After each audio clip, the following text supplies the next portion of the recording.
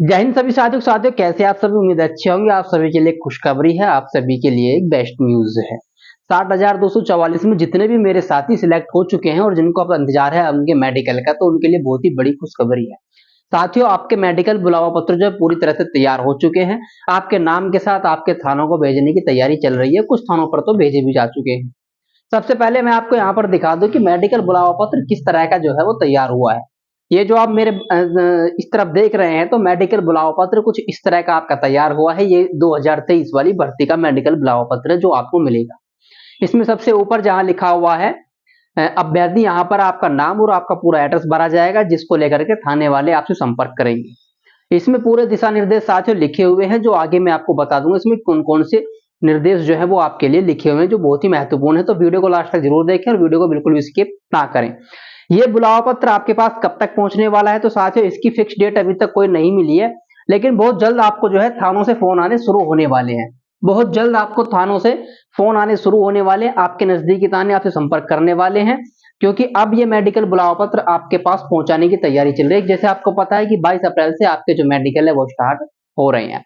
उसी के साथ साथियों, अब मेडिकल एडमिट कार्ड या मेडिकल बुलावा पत्र किस तरह का है, उसमें कौन कौन से निर्देश लिखे हैं, उस पर बात करने से पहले मैं आपको यहाँ बताता चलूं कि आपको जो चरित्र प्रमाण पत्र है वो कम से कम साथियों 4 चरित्र प्रमाण पत्र बनवाने पड़ेंगे। अब ये 4 कौन कौन से बनवाने पड़ेंगे, तो आप इसको अभी से बनवा करके रख लें, क्योंकि हो सकता है एडमिट कार्ड आपको बुलावा पत्र इतनी जल्दी मिले कि आपके पास टाइम ही है बचे। सबसे पहले तो आप बनवा के रख लें दो संभ्रांत व्यक्ति जो कहा गया है। जैसा कि आप सभी को पता है कि दो जो है संभ्रांत व्यक्तियों के द्वारा बनवाने के लिए कहा गया है। तो एक तो अगर आप गांव में रहते हैं तो एक तो आपके प्रधान जो है वो प्रधान बना देंगे, और एक जो आपके बीडीसी मेंबर होते हैं वो बना देंगे। अगर आप शहर में रहते हैं तो आपके जो वार्ड मेंबर है वो बना देंगे।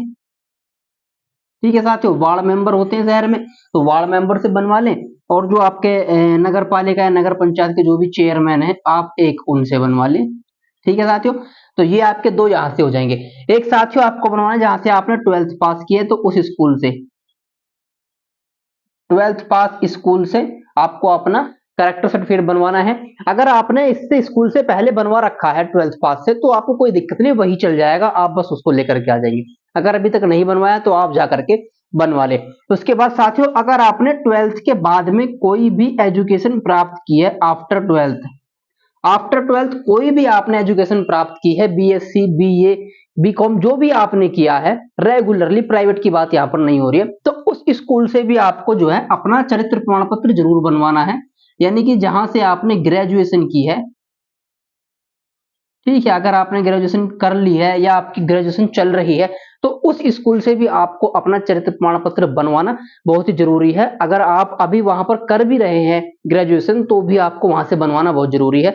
बाद में आपको दिक्कत आने वाली है। आप जेटीसी तो चले जाएंगे, लेकिन बाद में जब इंक्वायरी होगी, जेटीसी जब आप चले जाते हैं उस टाइम पर एक इंक्वायरी चलती रहती है कि आप 12th के बाद में और कौन सी एजुकेशन आपने ली है या नहीं ली है। ठीक है, तो वहां से भी आपको बना करके भेजना जरूरी है। एक मेरे साथी जो बॉर्डर जनपदों पे रहते हैं, मतलब उनका जिला, जैसे मान लीजिए दो जिले आपस में पास पास हैं, ए और बी। अब वो रहते तो हैं जिला ए में, लेकिन उन्होंने स्टडी की है जिला बी से। ठीक है, जिला ए में रहते हैं लेकिन स्टडी की है जिला बी से, तो आपको साथियों ए के साथ साथ बी से भी चरित्र प्रमाण पत्र अपना बनवाना पड़ेगा, सत्यापन अपना करवाना पड़ेगा। जो जिला बी है उसके उससे भी आपको जो है अपना चरित्र प्रमाण पत्र सत्यापन वहां से भी करवाना पड़ेगा। यह बात ध्यान रखें, क्योंकि जब आप जेटीसी में चले जाएंगे आपकी जेटीसी तो ज्वाइनिंग हो जाएगी, लेकिन जब आपकी फाइल को लगाया जाएगा और फाइल में पता लगे कि आपके पूरे डॉक्यूमेंट्स नहीं है, आपने दूसरे जिले से पढ़ाई कर रखी है और उस जिले से आपने जो है चरित्र प्रमाण पत्र नहीं बनवाया, तो आपकी फाइलें वहीं पर रुक जाएंगी और आप जेटीसी में ही रह जाएंगे। जब तक वे फाइलें वे सत्यापन डॉक्यूमेंट पूरे नहीं आ जाते, तब तक आप आरटीसी में नहीं जाएंगे, आप जेटीसी में ही बने रहेंगे। तो इस बात का आप ध्यान रखें और ये वाला भी अपना जरूर बनवा लें। उसके बाद साथियों शपथ पत्र जो है, तो शपथ पत्र आपका 10 रुपए वाला बनेगा। और शपथ पत्र क्या क्या लिखवाना है वो मैंने इससे पहले वाली वीडियो में आपको पूरी डिटेल्स दे दी है, तो आप वो सब लिखवा करके अपना शपथ पत्र 10 रुपए वाला शपथ पत्र अपना बनवा ले।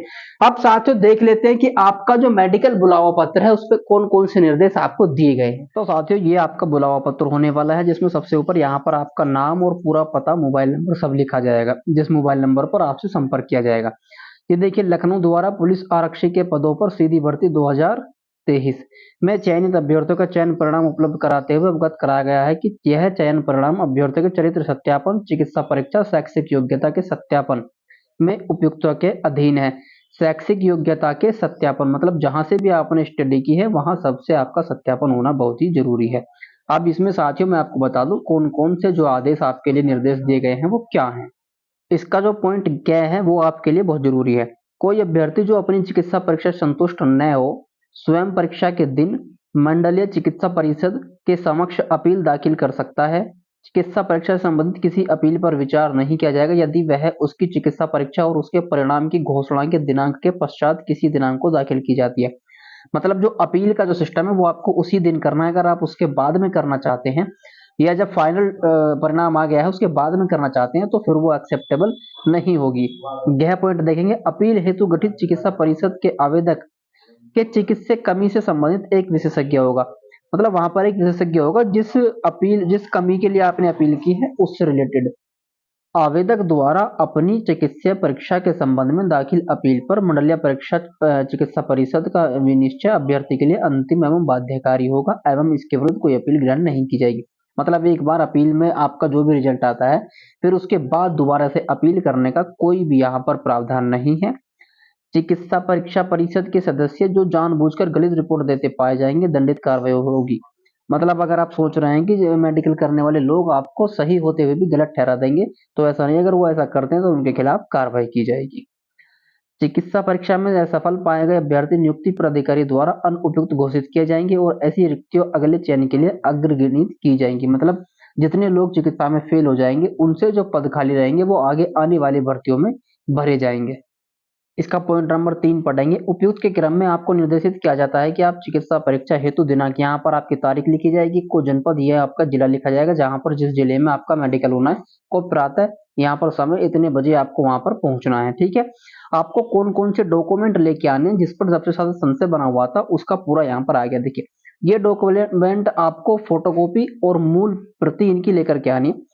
शैक्षिक योग्यता प्रमाण पत्र, अंतिम शिक्षण संस्थान द्वारा निर्गत चरित्र प्रमाण पत्र। देखिए मैंने क्या कहा था, अंतिम मतलब आपने उसके डॉक्यूमेंट लगाए हो या ना लगाए हो, लेकिन अगर आपने कहीं से भी 12th के बाद में शिक्षा प्राप्त की है तो उसके द्वारा निर्गत चरित्र प्रमाण पत्र एवं निवास प्रमाण पत्र जो OMR आवेदन पत्र में दर्शाए गए हैं कि मूल प्रतियां एवं दो स्व प्रमाणित प्रतियां। ठीक है, आरक्षण संबंधी प्रमाण पत्र, तो जो आपने आरक्षण संबंधी प्रमाण पत्र दिए हैं उसकी मूल प्रति और दो स्व प्रमाणित प्रति। ग्राम मोहल्ले के संभ्रांत व्यक्तियों के 2 व्यक्तियों द्वारा अभ्यर्थी को भली भांति जानने एवं चरित्र के संबंध में उल्लेखित करते हुए चरित्र प्रमाण पत्र यहाँ से। ठीक है, 10 पासपोर्ट साइज फोटोग्राफ कम से कम 15 लेके जाने।